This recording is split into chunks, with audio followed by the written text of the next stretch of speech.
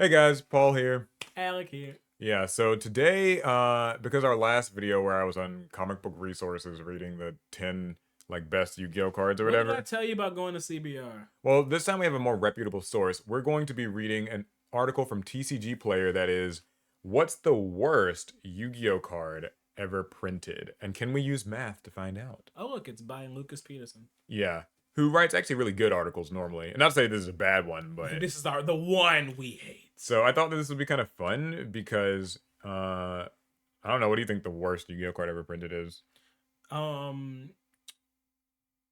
oh, it's gotta be one of those vanillas, right? Probably a vanilla. That would be my Like guess. mild turkey. Although there are, I mean, even mild turkey has an effect. Oh, it But does. there are spells and stuff that like literally just are like discard your hand or whatever. Hey, there's a use for that. Or maybe it's gonna be one of those ones where it's like Griffin's feather duster or whatever. But it has a specific use. Well, here's what they have to say. In the in our Yu-Gi-Oh live action movie, Taya picked that card out of Maya's deck. Did not get the Harpy's feather duster. So maybe there should be some math for this, he says. So basically, he's got this like equation where A formula. yeah, he's got this formula where basically it's like, what is the worst card based on the fewest amount of applications that it has? Okay. We're gonna skip all this and just get into the list. Well, I want to know how the math works. All right, here is okay, well, here's one more thing he says. Um it's important to consider a card's relative power when it comes to determining what the worst cards are. If a card doesn't rank high in any of its applications, that's a kiss of death. Even if a card might have some use, if there are a dozen cards that do the exact same thing better, then that card might be the worst card ever by virtue of simply not being special. Oh. Okay, cool. So we're going to get into the list. Number 10, Pot of Generosity. Return 2 cards from your hand to your deck, then shuffle your deck. Yeah, this one always sucked. I can't think of a time where you can make use of this, really. I mean, it can put bricks back into your deck, but it's an... Yeah. I mean, I feel like Pot of Generosity could have been made better. That's what we should do. We should try to make each of these better. Okay. I think this could have been made better if you literally just like also drew at least like a card for your trouble. Like, I think drawing 2 would be fair. Drawing 2 would be fair. It'd still be a -1, but it would be like... At that point, at least that card would have a use then. It's also, this is power crept by not Hammer Shot, Magical Mallet, right? Like, let's see what he says. Yeah, when Jar Generosity debuted a few months ago, it actually made a list of cards everybody wanted because there's a lot of people who call it the worst thing ever. Yeah, this is a newer card. Jar of Generosity. Jar of Generosity, where you like put the card on either the top or the bottom. But this is worse, I guess, because it's 2 cards instead. And you don't get to placing a card on the top of your bottom of the deck might have applications for really niche stuff. But in this case, they get shuffled in. So yeah, it gets shuffled in. So you're not even getting to like kind of strategically do it. Like I feel like if you got to put it at the bottom, there could theoretically be something with like that card slash draw. Or if you put it at the top, there's things like light swords and things that mill. Yeah, true. So there could be something here. But they're shuffled in, so it's useless. Yeah, I don't think anyone's ever played Jar Generosity. Okay, number 9 is Relay Soul. This is this trap card. So you special summon a monster from your hand. While it's face up on the field, you take no damage. When it leaves the field, your opponent wins the duel. Oh, I remember this. Yeah, you did a short on this. Oh my god, this was from the Waking the Dragons? Yeah. Arc of Yu-Gi-Oh. Special summon a monster. I love what he says here. Hear me out. This card isn't as bad as you think. Yes, it's basically a one-way ticket to lose the duel if the monster you brought out leaves the field, but it's also sort of like a long-term Hainwada against burn players. Because while it's face up on the field, you don't take damage. You don't take battle damage or effect damage. So then you need to get a monster that cannot leave the field. Yeah. So in theory, if you got a monster that has like a lot of protection, where it's like this card can't be targeted or destroyed by card effects, that's a start. Give it Moon Mirror Shield. Give it like Moon Mirror Shield. Maybe it still need. But what do you do against Evenly Matched?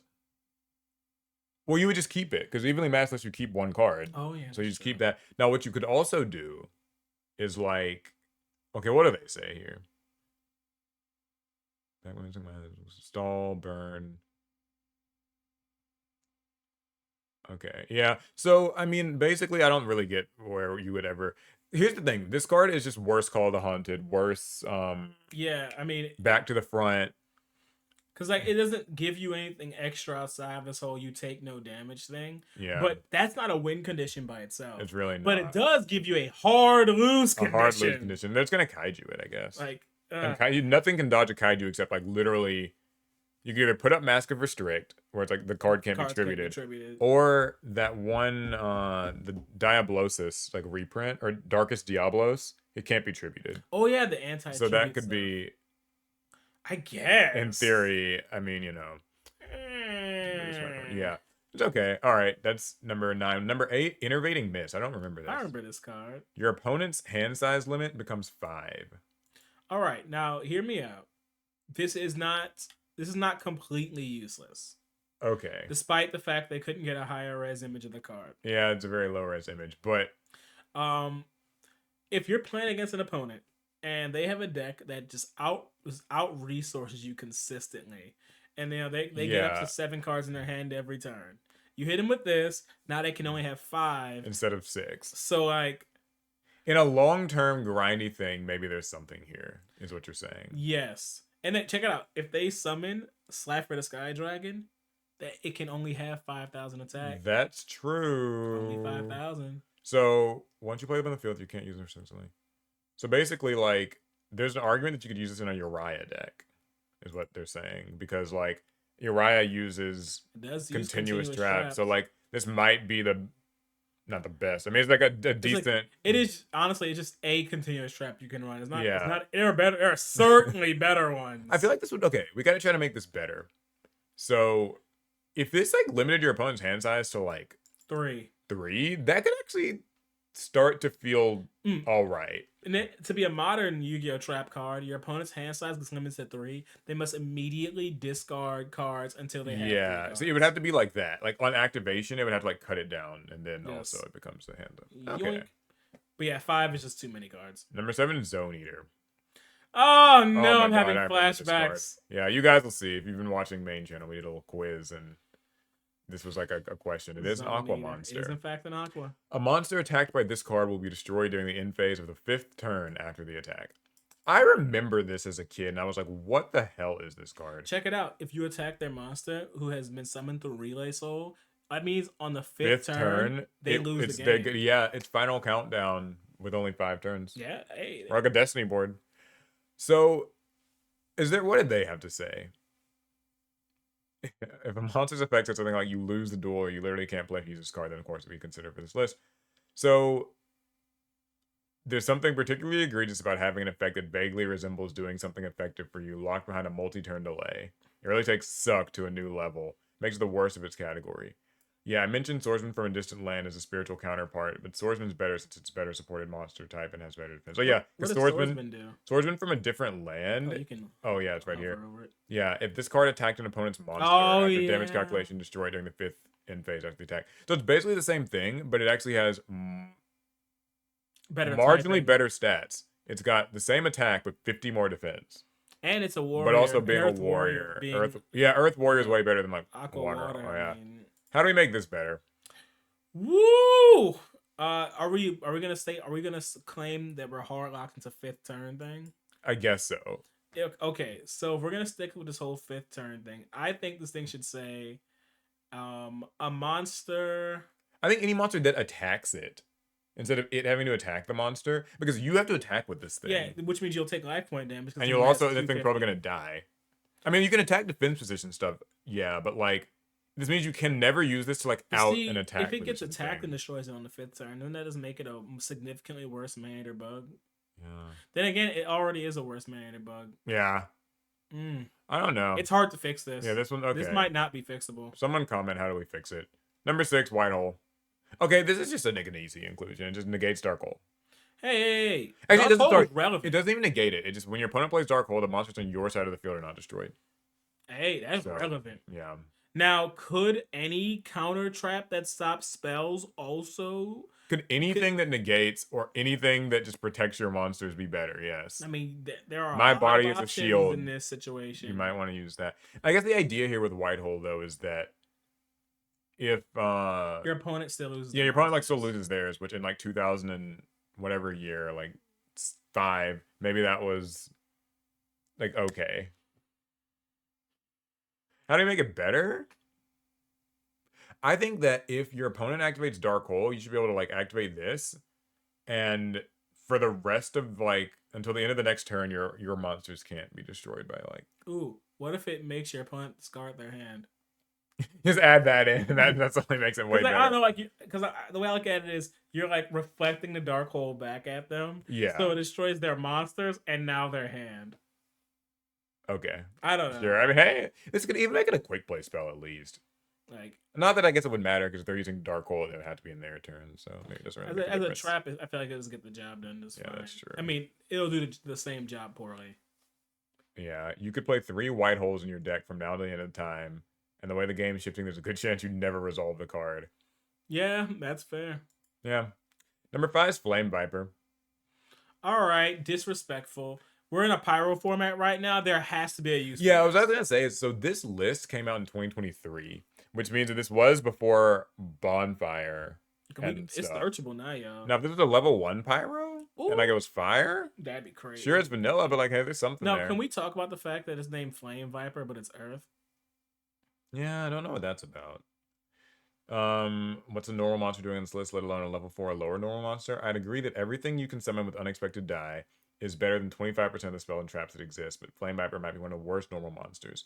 Because of the niche support that helps out monsters because they have 0 attack, or are level 4, or happen to be spellcasters, pretty much every normal monster can fit somewhere. Even high-level normal monsters with enough attack to tie an archetype can have some use. But Flame Viper is about as far removed from every useful metric as it could be. Pyro monsters, on top of that, level 2 pyro monsters have roughly no support. Now, this was this is definitely bonfire, Snake but Eye. yeah, I mean, I don't see how you make it better. I guess you just make it a level 1 fire pyro. Make it a level 1. And suddenly it's usable. Yeah, now it does something. I mean, nothing, but something. A fire-breathing snake whose speed makes it a difficult target. Snake eyes are snakes, or something like that. Okay, number 4 is the Humble Sentry. Do you know about this card? I know the Forceful Sentry. Reveal your hand, choose one. There's a bug on the screen. Reveal your hand, choose one card from it, and shuffle it into the deck. So you shuffle a card from your own hand. Why am I showing it to my opponent? That's what I was gonna say. Like, this would be interesting if it was like, okay, you like shuffle a card in, and maybe it's like Pot of Generosity where it's like sort of de-bricking you or whatever. But like, you have to like share it with your opponent first. Let them know what's going on. Yeah, so you're giving your opponent the knowledge, which I guess is sort of like what Forceful Sentry does too when they use it against you. Right, but why would I want to use this on me? There's never a good situation, right? Like, I can't. Is there ever a time? Why would I want my opponent to see my hand? The Humble Sentry has no purpose. I'm sorry. Okay, what do they say? How is this only number 4? Not only do you tell your opponent what's in your hand, you put a card back in your deck. For obvious reasons, that's virtually never helpful. But going back to revealing your hand to your opponent, maybe, yeah, it's a great way to psych your opponent out. No! Yeah, how do you make this better? Take this first part out. And just replace it with Pot of Generosity. I don't see why we have both these cards. Yeah, but here's the thing with Pot of Generosity, you gotta have 2 cards in hand, and this one you can only have 1. So this is slightly more activatable. This is better than Pot of Generosity, if it didn't say reveal your hand. In a loose sense. Like, yeah. In the loosest of senses. Number 3 is Cold Feet. Oh, I remember this. Cold Feet. What's the point of this? You cannot activate, set, or use the effects of any spell or trap cards at this turn. Because like I guess it was supposed to be made in relation to Cold Wave, but I don't know what. I have a question about this. Does this I wonder if this stops like you from, if there's like a mandatory face up spell or trap with like a bad effect that you have, could you use this to make it where that doesn't activate? I mean, or do mandatory things still? What I like about it is you cannot activate, set, or use the effects. So I think that would make you immune from certain mandatories. Yeah, I don't know what the ruling on that is. Someone will know. Heat Wave isn't nearly as good as Shield Power. Okay. It's just awful. If there's a better generic quick play support, the best thing Cold Feet can do for you is to put a spell counter on something that gains spell counters. Oh, you can use a Mystical Ref panel. Oh, yeah, remind me what Ref panel does. It's that trap where activate only when a spell that targets one player is activated. The effect of that spell card is applied to the other player instead. So you activate this, and then you use your Mystical Ref panel, and now your opponent can't. It's a stretch, but hey, that's honestly, to me, this is more useful than Pot of Generosity and the Humble Sentry. All right, number 2 is, oh, okay, I don't have an image Not for found. it. Larva Moth. Is that the egg? Yeah, it's like the one where you have to, wait, here, just let me, okay, here we go, it's this. Oh, okay, it's this one, okay. Yeah, this monster can only be special summoned by offering Petite Moth as a tribute on the second turn The second of your turns after Petite Moth has been equipped with Cocoon of Evolution. Why did they make? Oh, I remember this. Okay, Weevil uses this Yeah. as like an early thing before he gets into like Ultimate Great But Moth. if I remember correctly, even Weevil didn't necessarily have to use it in this way. I don't remember Weevil having to go through such a long process, but maybe he did. Yeah, I mean the whole like for what it's worth, the whole like Petite Moth and like Great Moth thing with Cocoon of Evolution already takes like a billion years. So It takes so unbearably long, and so of course it makes Larva Moth the worst card of them all. yeah, because you would never want to just summon Larva Moth out for any particular reason. It's like weak as hell, and you can't normal summon or set it. And what does this do exactly? It's just there. And I guess you'd lose your Cocoon of Evolution, wouldn't you? Yeah. Because like when you put Cocoon on, yeah, okay, there's just no point. What's the summon condition on Great Moth? Perfectly Ultimate Great Moth must be first special summon from your hand. Jesus Christ! By attributing one Petite Moth on your 6th turn or later after it was equipped with Cocoon of Evolution. So you have to tribute Petite Moth. So getting out Larva Moth makes no sense. This actually is the worst possible card. Yeah, like why would you ever make this? Because you would Wait, never. what about Great Moth? Does Great Moth summon off Larva Moth? Only Petite Moth. So what is So there's this no for? reason for yeah. Larva Moth is actually the most pointless card. I don't get it. This could just be deleted, and it wouldn't. You just can't summon this. You just make a tiny. It's the ultimate waste of space in monster form. I agree. Okay. I agree. Number one's an unfortunate report. I know about this card. Your opponent conducts their battle phase twice. The next battle phase twice. But now, okay, check this out. Okay. So your opponent, you know, Yubel. like yeah, like if That Yubel thing. forcing your opponent to go into their battle phase twice can be really good if you have a deck that's centered around the battle phase. Yeah. And you don't necessarily need your opponent to declare an attack. You just Yeah. need them to go into the phase. And then like they're forced to attack or something. Because normally, no wait, I gotta go back real quick. Your opponent conducts their next battle phase twice. So in a typical game of Yu-Gi-Oh, you don't have to conduct your battle phase, right? Yeah. But if I activate this, Uh-huh.